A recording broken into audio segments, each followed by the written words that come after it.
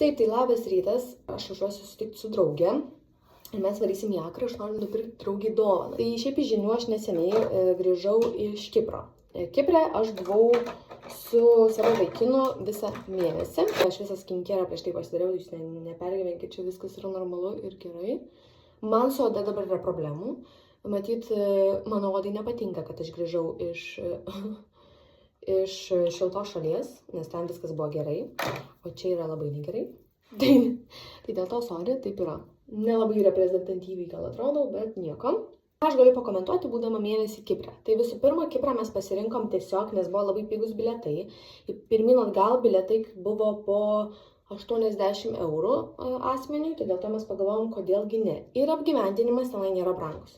Būtent ne sezono metu. Tai čia dažniausiai tai būna, nes sezono visą laiką yra keliauti pigiau.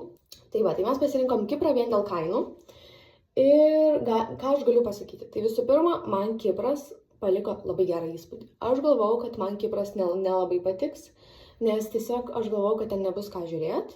Šiaip, ten bus toksai kaip Graikija. Graikija yra iš savęs labai graži, tenai faina pailsėt, bet ar ten norėtųsi visą laiką, mėnesį būti, tai nežinau.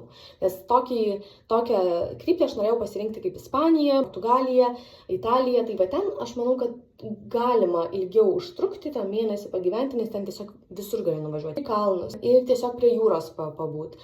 Ir į pagrindinius miestus nuvažiuoti didesnius. Žodžiu, yra visokių tipų poilsis. Ir tiesiog, jeigu nori, vieną dieną nuvarai tenai, kitą tenai, žodžiu, va taip. Bet aš galiu pasakyti, kad Kipras mums patiko. Mes tikrai gal net kažkada jį grįžtumėme. Jau kaip gyvenimui mėnesiui nesirinktumėme, nes tiesiog jau pabuvom, daug ką pamatėm. Ir tikrai galiu sakyti, kad man patiko. Tikrai rekomenduočiau, nes kainos geros. Aišku, maistas yra brangesnis nei Lietuvoje. Kas turbūt daugelis nusteps, nes dažniausiai visi galvoja lietuviai, kad tik Lietuvoje tai brango, bet nežinokit.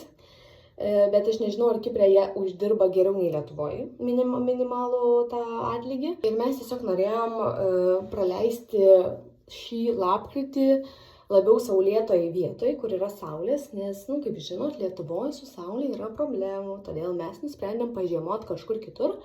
Kadangi mes su Ignu abudu dirbam online, tai pagalvom, kodėlgi tą progą ir nepasinaudoti. Aišku, kad daugelis klausia, ar labai brangiai apsiėjo, tai galiu pasakyti, kam įdomu apie finansus, tai mėnesiui beveik ten mums kainavo 2000 eurų dviese pragyvenimui. Tai čia įeina mašina, kuras, maistas, lėktuvo bilietai, butas, žodžiu viskas. Mano makiažas beveik paruoštas. Aš tiesiog noriu jūsų paklausti, kur jūs norėtumėt praleisti savo mėnesį laiko užsienyje.